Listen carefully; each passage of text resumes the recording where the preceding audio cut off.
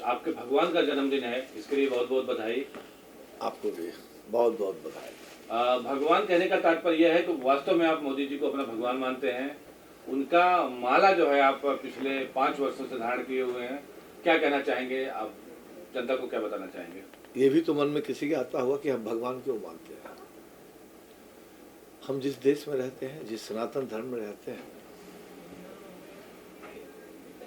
हमको कोई ये साबित करके दिखलाए। मैं तो कहता हूँ, खुलेआम कहता हूँ, रामचंद्र जी भी तो मर्यादा पुरुषोत्तम राम तब बने जब अच्छे कर्म किए थे।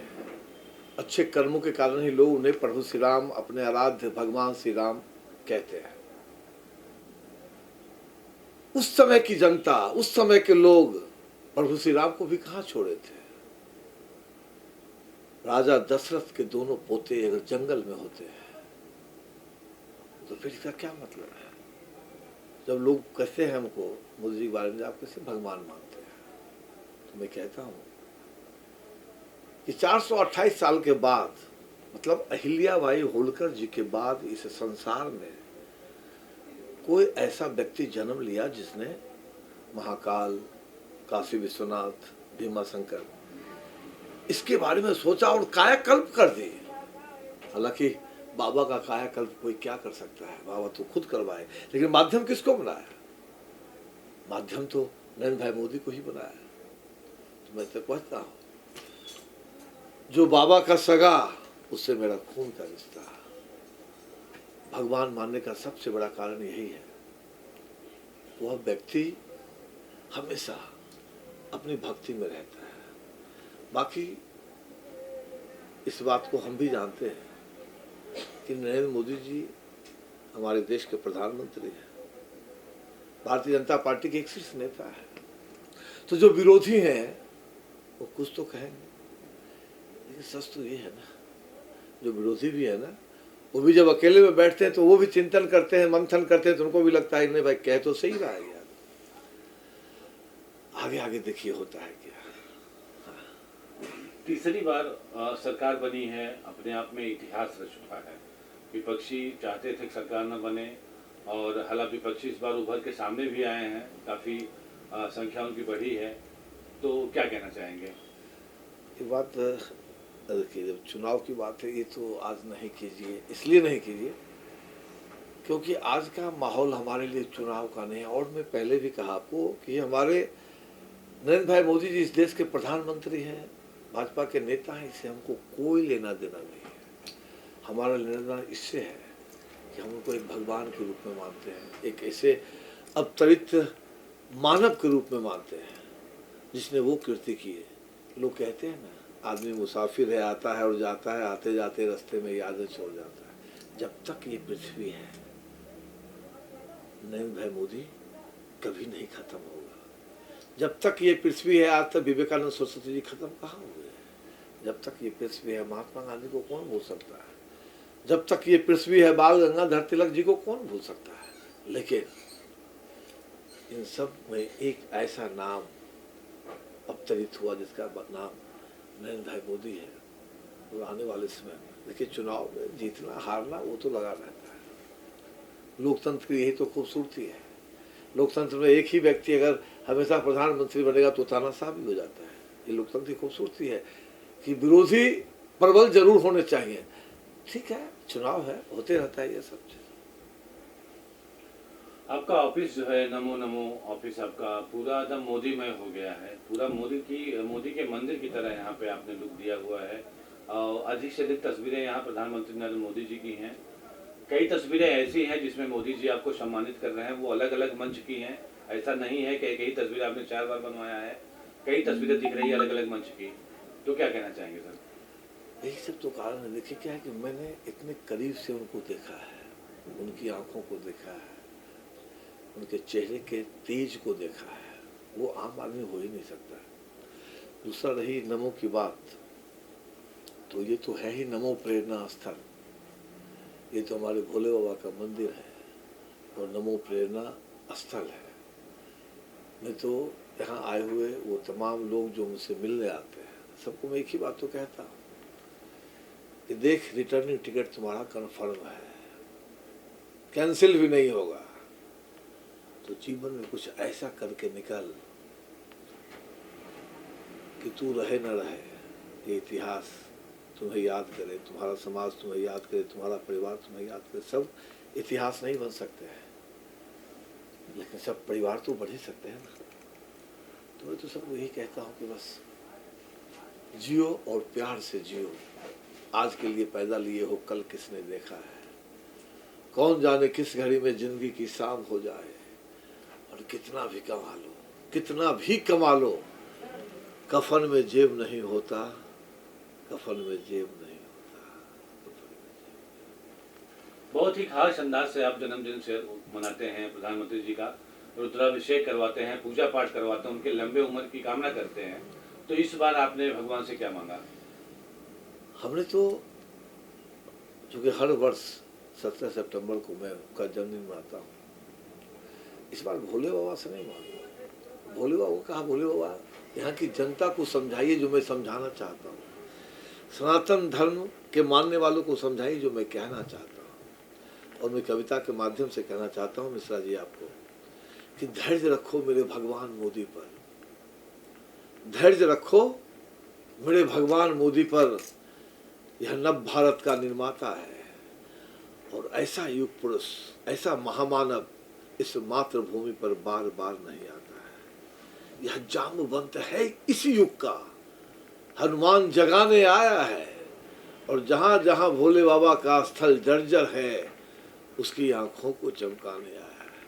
मैं तो विरोधियों से कहता हूँ, जो विरोधी उसको गाली देते हैं, चाहे जो भी कहते, मैं किसी ने कहा कि अरे अयोध्या में आपको लोगों ने हरा दिया, हमने कहा अयोध्या के लोगों ने तो रामचंद्र जी को नहीं छोड़ा, तो मोदी जी को क्या छोड़ेगा। हरा दिया, हरा दिया।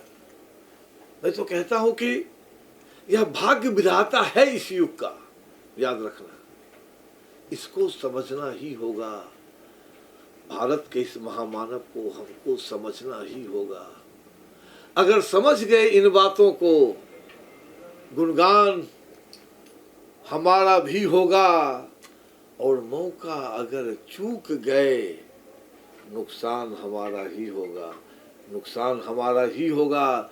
धैर्य रखो मेरे भगवान मोदी पर, यह नव भारत का निर्माता है और ऐसा युग पुरुष इस मातृभूमि पर बार बार नहीं आता है। एक साल आगे की बात मैं करूंगा, अगले साल आपने क्या कुछ प्लान किया हो? अगला जन्मदिन कैसा मनाएंगे आप?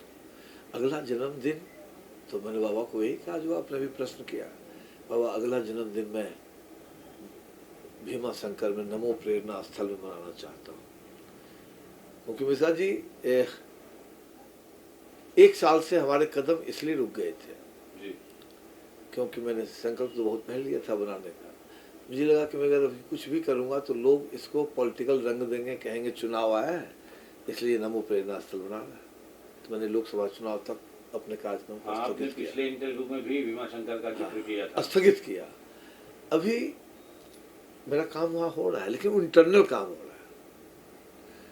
क्योंकि अभी अगर कुछ भी करूँगा ना तो लोग कहेगा वो विधानसभा का महाराष्ट्र का चुनाव आया है ना, इसलिए ये सब कर रहा है।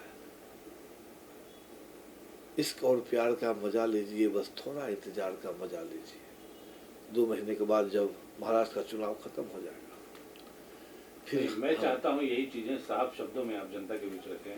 भीमा शंकर में क्या मंदिर, क्या प्लान आपका चल रहा है? भीमा शंकर में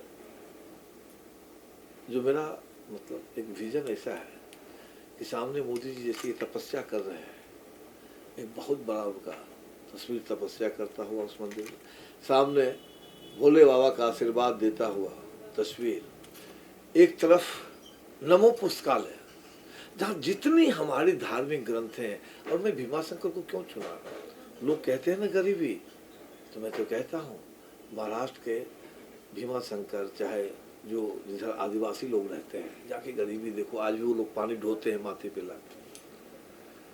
मैं उसी इलाके में बनाना चाहता हूँ और वहाँ नमो पुस्तकालय जिसमें सारे धार्मिक ग्रंथ हमारे रहेंगे, सारे जितने भी बड़े लोग हमारे देश के लेजेंड लोग हुए उनका जीवन चरित्र पर लिखा हुआ जो किताब होगा वो पुस्तकालय में होगा। और दूसरी तरफ नमो ओपन थिएटर, जहाँ रोज शाम में गरीब बच्चों को, कभी हमारे देश के पूर्व राष्ट्रपति अबुल कलाम आजाद की जीवनी, जो अबुल कलाम आज़ाद की जीवनी देखेगा, पढ़ेगा, सुनेगा, उस गांव का गरीब बच्चा जो मोदी जी का जीवन चरित्र देखेगा, इन लोगों का जीवन चरित्र देखने के बाद उसमें कुछ ललक तो आएगी जी। कि अगर ये बन सकता है तो मैं क्यों नहीं बन सकता। मेरी तो कोशिश है नमो प्रेरणा स्थल के द्वारा वहां रोशनी पहुंचाना जहां सदियों से अंधेरा है। और हम भारतीय जनता पार्टी का भी एक सिपाही है। पंडित दीनदयाल उपाध्याय जी ने लिखा था कि दरिद्र नारायण की सेवा सबसे बड़ी सेवा है। तो दरिद्र नारायण कौन है? वही है जिसको आज जिसका जितना भी मौलिक अधिकार है नहीं मिल पा रहा है। तो हमारी कोशिश यही होगी कि नमो प्रेरणा स्थल के द्वारा जो सोए हुए लोग हैं उनको किसी तरह से जगा के उनको बताना, इससे और भी आगे खूबसूरत जिंदगी है, आगे साथ में चलते हैं। चलिए, लास्ट में ऐसा कोई सवाल जो मैं आपसे न किया हूं और आप जनता के बीच कुछ रखना चाहें अपनी बात, स्वागत है आपका। जनता को तो जो मुझे जानता है, जो आप लोग देख रहे हैं, एक बात अंत में मैं ये कह के खत्म करूंगा कि कल आप देखेंगे, आप तो मिश्रा जी रिपोर्टिंग कर रहे हैं, कल आप देखेंगे ना जी।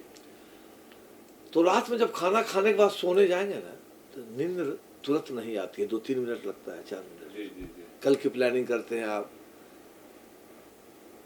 तो आज सोचना, रात में खाना खाने के बाद सोने जब जाना तो सोचना कि आखिर 70-72 साल पहले एक पिछड़ी जाति की गरीब महिला जो दूसरों के घर में चौका बर्तन करके अपने बच्चों का भरण पोषण करती थी, ये मैं नहीं कह रहा हूँ, उसका बेटा 10-12 साल का हुआ तो उस गरीब माँ ने अपने बेटे को स्टेशन पर चाय चाय चाय चाय चिल्लाते सुना करती थी। क्या भक्ति थी उस बेटे में और क्या शक्ति थी उस माँ में कि आज उसका बेटा नरेंद्र भाई मोदी इस विश्व का सबसे दुलारा व्यक्ति हो गया। दुलारा जिसको कह सकते हैं, विश्व के तमाम देश को भरोसा किसी पर है तो हमारे भगवान नरेंद्र भाई मोदी पर है कि कहीं की लड़ाई होगी, ये व्यक्ति जो कहता है सर्व विथ लव, नरेंद्र मोदी जी का ये नारा है, सर्व विथ लव। तो इसके द्वारा, और वो दिन दूर नहीं है, मैं तो अभी भी कह रहा हूँ, जाना सबको पड़ेगा, हमको भी जाना है, आपको भी जाना है, लेकिन वो दिन दूर नहीं है जिसकी कल्पना हमारे पूर्वजों ने की थी। और जो पहले के सनातन धर्म के पूर्वज थे उन्होंने कल्पना नहीं की थी, उन्होंने यथार्थ देखा था कि जहाँ डाल डाल पर सोने की चिड़िया करती हो बसेरा, वो भारत देश है मेरा, फिर से हमारा भारत वैसे ही होगा। जरूरत है सनातनियों को जगने की, यही तो प्रॉब्लम है। हम अपने आप को जाति में बांट देते हैं, ये इस देश का इतना बड़ा दुर्भाग्य है, इसके बारे में कुछ कहना अभी उचित नहीं होगा। जाति में मत बटो। एक सवाल और सर, रिसेंटली आपकी जब मुलाकात मोदी जी से हुई थी तो आपने उनसे क्या अपेक्षा किया, क्या बातचीत किया, और आगे क्या कुछ प्लान है? जब मोदी जी से आपकी फिर मुलाकात होगी तो क्या कुछ बातचीत करना चाहेंगे सर? अभी 1 से 1.5 महीने के अंदर मुलाकात हुई। मैं तो जब भी वो मुझे मिले हैं, उन्होंने एक मुक्का मेरी पीठ पे मार के ठहाका लगाया और हम भी उनके साथ ठहाका लगाया। उस बीच में जो भी लोग रहते हैं वो इस बात का गवाह होते हैं, क्योंकि उनको पता है कि जब मैं गुजरात में हमारा वो यूनियन की लड़ाई चल रही थी बड़े बड़े लोगों से, उसमें भी उन्होंने देखा था, उन्होंने एक चीज़ कहा था, आपको आज भी याद है कि फूल सिंह, न गलत करना और न किसी से डरना। उनका दिया हुआ ये मंत्र आज भी कंधे पे लेकर चलता हूँ कि न गलत करता हूँ और न किसी से डरता हूँ। धन्यवाद। हर हर महादेव। बहुत देर बुलवाई भाई, सर आज पूजा पाठ किया सत्यनारायण के, क्या कहना चाहिए? बहुत बढ़िया लगा, बहुत अद्भुत। और महादेव, देवों के देव महादेव, हम खुद महादेव के बहुत बड़े भक्त हैं और मुंबई जैसे शहर में ऐसा मौका मिला, इसके लिए अपने आप को बहुत सौभाग्यशाली महसूस करते हैं। और आदरणीय श्री फूल सिंह जी के द्वारा ये कार्यक्रम था, ये प्रोग्राम था महारुद्राभिषेक। एक तो देखिए आज सबसे अच्छा दिन क्या है, आज विश्वकर्मा पूजा है, आज पूरे मुंबई में देखिए गणपति बप्पा का विसर्जन हो रहा है। और देखिए आज हमारे आदरणीय प्रधानमंत्री नरेंद्र मोदी जी का जन्म दिवस है, युग पुरुष का जन्म दिवस है। उस जन्म दिवस के शुभ अवसर पे वो हम तो कहते कि इनका अवतरण दिवस है, वो उन्होंने अवतार लिया है। और इस अवतरण दिवस पे महारुद्राभिषेक महादेव का हो रहा है और साथ में मोदी जी का जन्मदिन है। इससे अच्छा क्या दिन हो सकता है। इसके लिए बहुत अच्छा, और इसके लिए मैं बहुत बहुत धन्यवाद करता हूँ आदरणीय फूल सिंह जी का। और क्या बताऊँ, चिट्ठी निकल पड़ी मस्जिद का फतवा बोल रहा, यदि मंदिर अब खामोश है समझो फिर खतरा डोल रहा। वो देश चलाए फतवे से, वो देश चलाए फतवे से तुम तेल सूंघते रहना, जब घर में घुसकर मारेंगे तब हाथ रगड़ते रहना। वो कालखंड हमें याद करे जब बटे हुए थे जाति में, पराधीन यह देश हुआ वो गाँव मिलाता छाती में। हिंदू विघटन के कारण ही परतंत्र रहे हम सदियों तक, यदि ना अभी ना हम चेते फिर करो तैयारी जन्मों तक। परिदृश्य वही फिर आज यहाँ, परिदृश्य वही फिर आज यहाँ सबको मिलकर चलना होगा, नहीं जातिवाद अब राष्ट्रवाद की धारा में ही बहना होगा। एकत्र हो रहे फ्यूज बल्ब, एकत्र हो रहे फ्यूज बल्ब सूरज को दिया दिखाने को, नहीं है दाने जिनके घर वो अम्मा चली बुलाने को। हुंकार भरे जब एक रब, हुंकार भरे जब एक रब सारी दुनिया हिल जाएगी, चोरों की गठबंधन नीति सब धरी पड़ी रह जाएगी। हम लाखों वीर शहीदों का अपमान नहीं कर सकते हैं, हो उनके सपनों का भारत संकल्प तो हम कर सकते हैं। धन्य देश की है जनता सरकार बनाई मोदी की, औलादे बाहर निकल रही बाबर खिलजी व लोधी की। है पीएम की बारात बड़ी, है पीएम की बारात बड़ी, फिर दूल्हा किसे बनाएंगे, वो भी वोट लेकर सबका सन्नस्सी को दोहराएंगे। देश की सत्ता गद्दारों की नहीं सौंपने अब दूंगा, मेरे तन में शक्ति जितनी सब कुछ मैं अर्पण कर दूंगा। गठबंधन जाली टोपी का सड़कों पर रौंदा जाएगा, चुनाव तो हो गया मित्रों फिर घर घर भगवा छा गया। तैयार चुनौती है उनको, तैयार चुनौती है उनको जो चले हैं देश मिटाने को। हम भी कट्टर हिंदू ठहरे, हिंदू को चले जगाने को। वो आग से लड़ने है निकला, वो आग से लड़ने है निकला, अंगारों से अब डरना क्या, वो शेर है भारत माता का, गद्दारों से अब डरना क्या। गठबंधन जाली, गठबंधन करके सारे दल, गठबंधन करके सारे दल देश को दलदल कर देंगे, जो भरा खजाना मोदी ने वो लूट के खाली कर देंगे। है देश तुम्हारे हाथों में, निज भाग्य तुम्हारे हाथों में, अब देश की भावी पीढ़ी का निर्माण तुम्हारे हाथों में।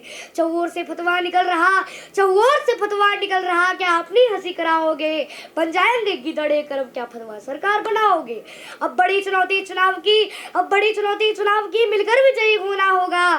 नव स्वर्णिम भारत के खातिर फिर से मोदी लाना होगा, फिर से मोदी लाना होगा, फिर से मोदी लाना होगा। हर हर मोदी, हर हर मोदी। आपके बगल में जो बैठे बहुत फेमस चेहरा है, नेता अभिनेता दोनों बहुत प्रतिष्ठित चेहरा है इनका, इनके बारे में तो सब कुछ भी बोल दो। नमस्ते प्रणाम, जो तुमको समझ में आए तुम बोलो। बोलो कुछ।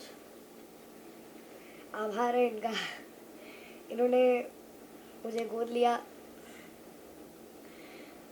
अच्छे से बोलो। अच्छा कैसे लगते हैं आपको? बहुत अच्छा लगता है। क्या क्या अच्छाई दिखती है? इनमें ये अच्छाई दिखती है कि ये एक अच्छे नेतृत्व के व्यक्ति हैं। ये कोई बात नहीं, पिता के सामने ये तुम्हारा एक ही चीज बहुत अच्छा है, क्या हंसी बहुत अच्छा। जन्मदिन है और आपके बहुत ही अच्छे पिता तुल्य फूल सिंह जी जन्मदिन बहुत धूमधाम से मनाते हैं पिछले 10 वर्षों से, तो क्या कहना चाहेंगे अपने परम आदरणीय फूल सिंह जी के लिए और प्रधानमंत्री जी के लिए? जय श्री राम। मेरा नाम माधव पांडे है, मैं मीरठ मुंबई से हूँ और मैं बिहार का रहने वाला हूँ। आज हमारे प्रधानमंत्री, माननीय प्रधानमंत्री श्री नरेंद्र मोदी जी का जन्मदिन है।